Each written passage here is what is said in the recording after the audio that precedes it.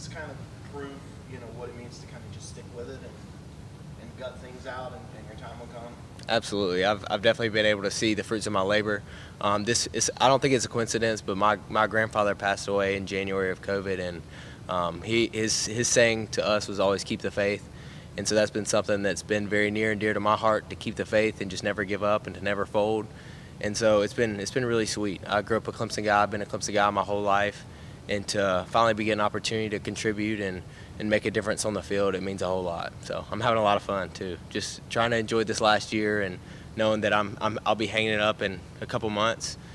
After we finish the season, I'm just trying to have fun with it and enjoy it as much as I can. So. You being a Clemson guy, was your grandfather a Clemson guy? He was, yeah. My whole family's diehard Clemson, so I've been a Clemson man my whole life, and always will be. So. Yep. Was that an easy decision for you in recruiting? Because it was originally a walk-on. Was it a grade year? I can't remember. It was a walk-on, Just preferred walk-on. Yeah. Right? You could go somewhere else and play, but walk-on here. Was that an easy decision? It was for me, honestly. Like both my parents went to Clemson. My older brother was at Clemson. I knew that this was the only place I really wanted to be. I was either going to come here and be a student, or I was going to come here and play ball. And Coach Sweeney gave me an opportunity to play ball, and so it was a no-doubter for me. So it was really sweet to be able to be a part of the team in the program over the last 5 years. And I've been able to do a lot of cool things, been able to win a lot of games with a lot of cool people, and so it's been sweet for me. So. What was the wait like? It's been a long wait. Was there ever a time where you thought, I don't know about this?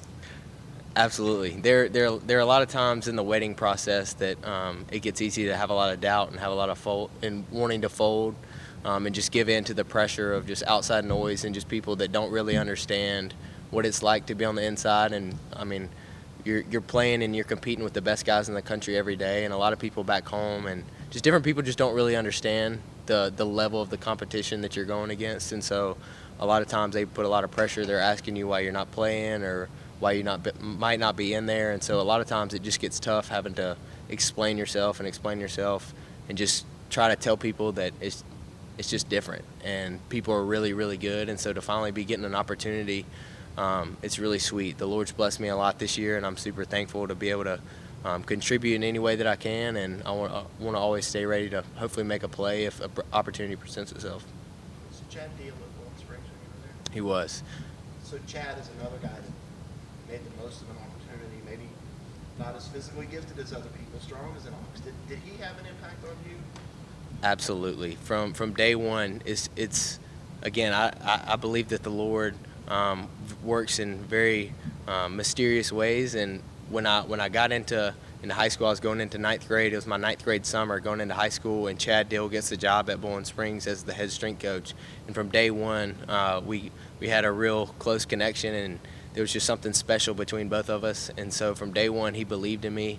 When I didn't believe in myself, or if I was doubting myself, he was constantly telling me that I was the best football player he'd ever seen, and he'd played with guys at Burns and at Clemson that were unbelievable. And so to hear him say that time and time again is really sweet. And then he's part of the reason that I am here, because he obviously has the connections with Coach Pierman and Coach Sweeney and those guys, and they were able to get me. He was able to put in a good word to me, or for me, to the coaches. And so for him to go to bat for me to a program like this meant a whole lot. And so he came with me when I came as a recruit to the NC State game my senior year of high school that we almost lost. It went into overtime. They missed the field goal. We ended up winning. I talked to Coach Sweeney after the game, and that's when he gave me the preferred walk-on spot. So Chad Dill has been a huge influence in my life and me being here. So. I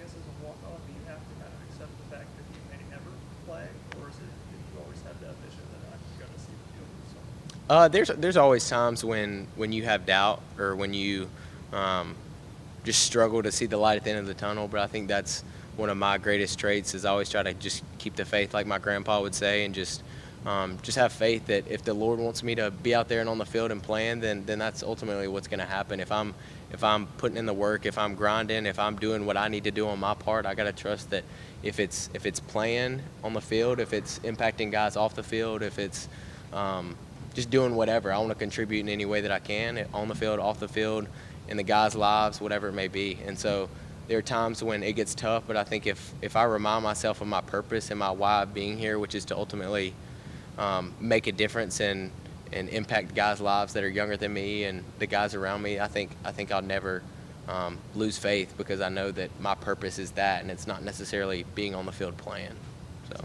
How do you impact those younger guys? How do you go about that? Just really making sure, like, when they come in, it's a very difficult transitioning in from high school to college and playing at this level, and with study hall and with tests and with everything going on, there's always so much stuff.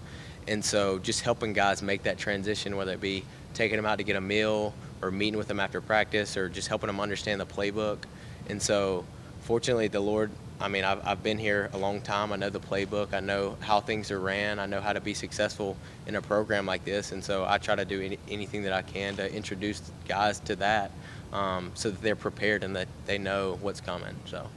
Is there expectations with your head coach being a former walk-on or offensive coordinator being a former walk-on, both played wide receiver, that, hey, I got to go out here and show them what I can do, because they maybe expect more from walk-ons? Oh, yeah, there's definitely a standard at walk-on here at Clemson, because Coach Sweeney always expects above and beyond from a walk-on, because obviously guys, we don't come in on scholarship, and so obviously the goal is to one day hopefully get put on scholarship and earn an opportunity to play or do whatever.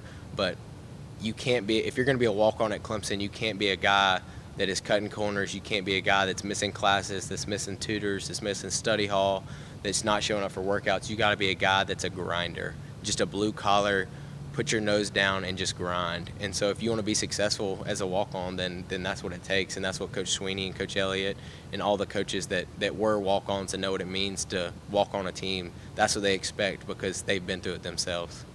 You can correct me if I'm wrong, but I'm watching you through the glasses at Pitt, and you get out on the field, and I saw you just kind of take it all in. Are you taking this all in now that you've got your chance to be a man? I'm at Heinz Field, like, Yeah. I'm out here playing, I'm contributing. Yeah, it's been a really long and cool journey, and so being in my 5th year and to be able to go out and contribute and to play in a field like Heinz Field where the Steelers play and where there's so much history, it's I don't know. I'm just trying to make sure that I'm always super aware of the moment and just really in the present and just appreciating where I am, and that I've only got a couple more months of doing this before I'm just in school trying to finish my master's. And so I'm just trying to soak it all in and enjoy it and just be really be in the now. So it's sweet. Go ahead. Oh, so you also have, like Brady Rancher who's a walk-on, or Hunter obviously, was a walk-on. Is there just a camaraderie among those guys that you guys are having to kind of grind in the same way?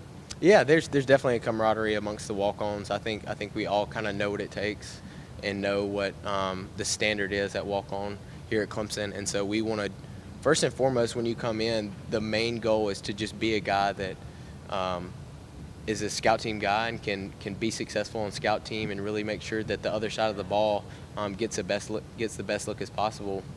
And so for 3 years, that's what I did. And so I showed up every day trying to give Coach Venables and the defensive guys, A.J. Terrell and Trayvon Mullen and Isaiah Simmons and Dorian O'Daniel, all those guys that have been uber successful at Clemson and in the NFL. Like I'm competing against those guys every single day. And a lot of the walk-ons are on scout team to start off with. So it's fun to get to compete against the best guys in the country that are now playing in the league, and so it makes you better. I'm hopefully trying to make them better, and then it's just fun. You just got to enjoy it. So. Well, you can prepare for a wet ball game, wet balls during practice. This one was like, I mean, they're talking about low temperature of 28, so high temperature of 55, so it's going to get cool quickly. Do you wear a muff? You wear the muff in the front, have hand warmers in there, what do you do? Just hope that my training's capable of being able to prepare when it's a little bit tougher, when the conditions are tough. Coach Sweeney says that and Coach Batson says you always fall to the level of your training whenever it gets tough.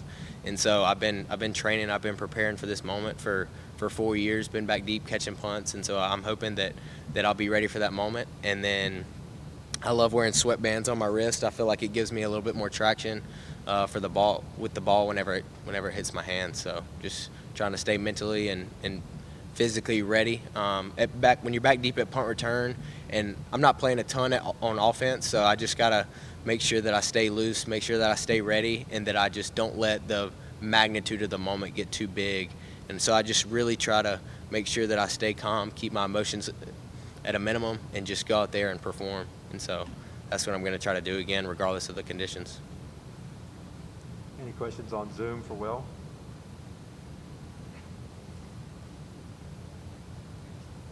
Any other questions here? Just in terms of your grandfather, you said keep the faith.